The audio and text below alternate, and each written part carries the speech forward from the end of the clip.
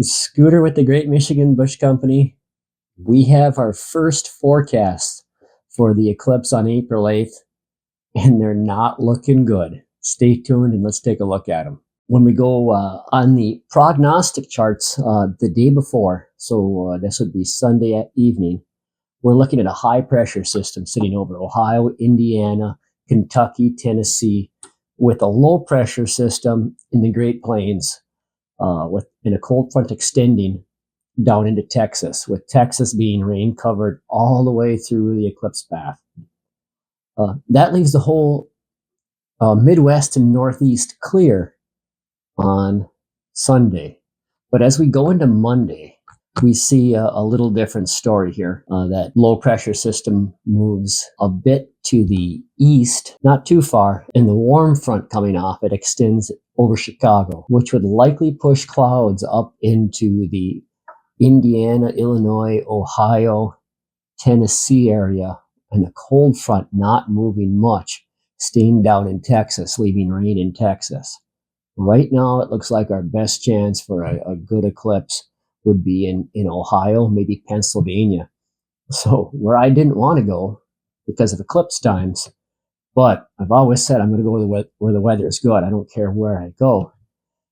That does limit our ability possibly to see the eclipse, because most of the airports I have reservation at start in Illinois and then extend on into Texas. Ohio and Pennsylvania, leaving very little. I think I have one reservation in the area. So I've been scrambling, and that brings up traffic flow. All of the approaches have put out notices saying that expect long delays on IFR departures, the inability to get VFR flight following. They expect the airspace to be heavily saturated, and having the eclipse weather look good in such a small area, I can see the traffic being highly congested. We've also seen the first airport closure NOTAMs that are closed without prior reservations starting to pop up today.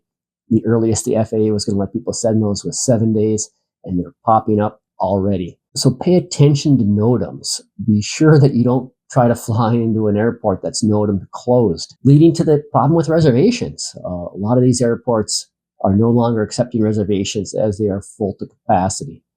So if you don't have a plan in place now, it might be a difficult time to start making one. And if your plans were Ohio, northern Pennsylvania, upstate New York, well, you might get lucky. There is going to be a cold front through Maine. Maine's a no-go. That's what we're looking at right now. Stormy weather forecast through much of the eclipse path. Airports running out of reservations. Airport closures NOTAMed as of this morning. And one small area of possible high pressure on the day of the eclipse. That being said, it's a 7-day forecast. This is subject to change.